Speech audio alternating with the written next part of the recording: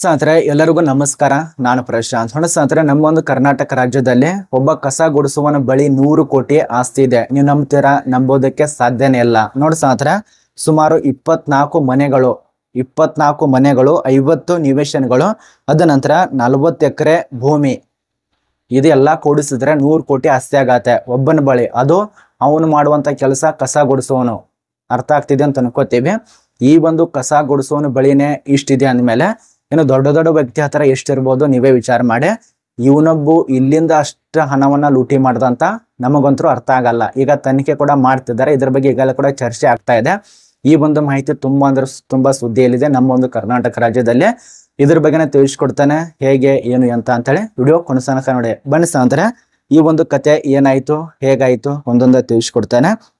ಇವನು ಗುತ್ತಿಗೆದಾರ, ಕಸ ಗುಡಿಸ್ತಿರ್ತಾನೆ, ಗುತ್ತಿಗೆದಾರ ಇರ್ತಾನೆ. ಇವನ ಬಳಿ 100 ಕೋಟಿ ಆಸ್ತಿ. ಕೊಪ್ಪಳ ಜಿಲ್ಲೆಯಲ್ಲಿ ನಡೆದಿರುವಂತ ಘಟನೆ ಆಗಿರಾದ. ಈ ಒಂದು ಗುತ್ತಿಗೆ ಸಿಬ್ಬಂದಿ ಮೇಲೆ ಲೋಕಾಯುಕ್ತ ದಾಳಿ ನಡೆಸಿದಾಗ 24 ಮನೆಗಳು ಪತ್ತೆಯಾಗಿದೆ, 50 ನಿವೇಶನಗಳು ಪತ್ತೆಯಾಗಿದೆ, ಅದ ನಂತರ 40 ಎಕರೆ ಭೂಮಿ ಪತ್ತೆಯಾಗಿದೆ ಒಬ್ಬನ ಬಳಿ. ಅರ್ಥ ಮಾಡ್ಕೊಳ್ಳಿ. ಇನ್ನು ಬೇರೆದವ್ರ ಬಳಿ ಎಷ್ಟು ಇರ್ಬೋದು ಅವ್ರ ಹೆಸರು ಹೇಳಲ್ಲ, ನೀವೇ ಅರ್ಥ ಮಾಡ್ಕೊಳ್ಳಿ. ಕಸ ಗುಡಿಸೋನ ಬಳಿನೇ ಇಷ್ಟೊಂದು ಆಸ್ತಿ ಇದ್ರೆ ಇನ್ನು ಉಳಿದಂತ ರಾಜಕಾರಣಿಗಳಲ್ಲಿ ಎಷ್ಟೆಷ್ಟು ಆಸ್ತಿ ಇರ್ಬೋದು, ಅದ ನಂತರ ಬ್ಲ್ಯಾಕ್ ಮನಿಗಳು ಎಷ್ಟು ಇರ್ಬೋದು ನೀವೇ ವಿಚಾರ ಮಾಡಿ. ಇಲ್ಲಿ ನೋಡಿ, ಈ ನಗರದ KRS ಈ ಒಂದು ಕರ್ನಾಟಕ ಗ್ರಾಮೀಣ ಮೂಲಸೌಕರ್ಯ ಅಭಿವೃದ್ಧಿ ನಿಗಮದಲ್ಲಿ ಈ ಒಂದು ಕೆಲ ವರ್ಷದ ಹೊರಗುತ್ತಿಗೆ ಕಚೇರಿ ಸಹಾಯಕನಾಗಿದ್ದ ಯಲಬುರ್ಗಾ ತಾಲೂಕಿನ ಬಂಡಿ ಗ್ರಾಮದ ಕಳಪಳಿ ನಿಗೂಢದೊಂದು ಮನೆಯಲ್ಲಿ ಈ ಒಂದು ಲೋಕಾಯುಕ್ತರು ಅಧಿಕಾರಿಗಳು ಗುರುವಾರ ದಿನ ದಾಳಿ ನಡೆಸಿದ್ದಾರೆ.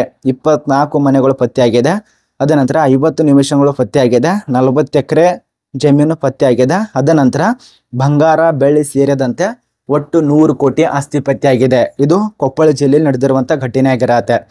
ಇವನು ಬರೀ ಹೊರ ಗುತ್ತಿಗೆ ಆಧಾರದ ಮೇಲೆ ಕೆಲಸಕ್ಕೆ ಸೇರಿರ್ತಾನೆ. ಅಲ್ಲಿ ಅರ್ಥ ಮಾಡ್ಕೊಳ್ಳಿ, ಹೊರ ಗುತ್ತಿಗೆ ಆಧಾರದ ಮೇಲೆ ಕೆಲಸಕ್ಕೆ ಸೇರಿರ್ತಾನೆ.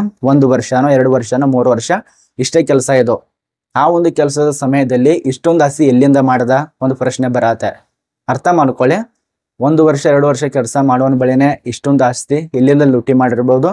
ಒಂದು ತಲೆ ಹೊಡೆದಿರ್ಬೇಕು, ಇಲ್ಲ ಅಂದ್ರೆ ಲಂಚ ತಿಂದಿರ್ಬೇಕು, ಕೆಲವರನ್ನ ಬಡದವನ್ನ ತಿಂದಿರ್ಬೇಕು. ಅರ್ಥ ಆಗ್ತಿದೆ ಅಂತ ಅನ್ಕೋತೀವಿ. ಇಷ್ಟು 100 ಎಕರೆ ಆಸ್ತಿ 100 ಕೋಟಿ ಆಸ್ತಿ ಇದೆ ಅಂದ್ರೆ ನಂಬಕ್ಕಾಗಲ್ಲ. ನೋಡಿ ಸ್ನೇಹಿತರೆ, ಈಗ ತನಿಖೆ ಕೂಡ ಮಾಡ್ತಿದ್ದಾರೆ ಇದಕ್ಕೆ ಸಂಬಂಧಪಟ್ಟಂತೆ. ಕೊಪ್ಪಳ ಜಿಲ್ಲೆಯ ಯಲಬುರ್ಗಾ ತಾಲೂಕಿನ ಕಳಪಳಿ ನಿಗೂಢಗುಂದಿ ಹೊಂದಿರುವ ಕಟ್ಟಡ ಆಗಿರತ್ತೆ. ನೋಡಿ ಸ್ನೇಹಿತರೆ, ಇದ್ರ ಬಗ್ಗೆ ನಿಮ್ಮ ಅನಿಸಿಕೆ ಕಮೆಂಟ್ ಮಾಡಿ.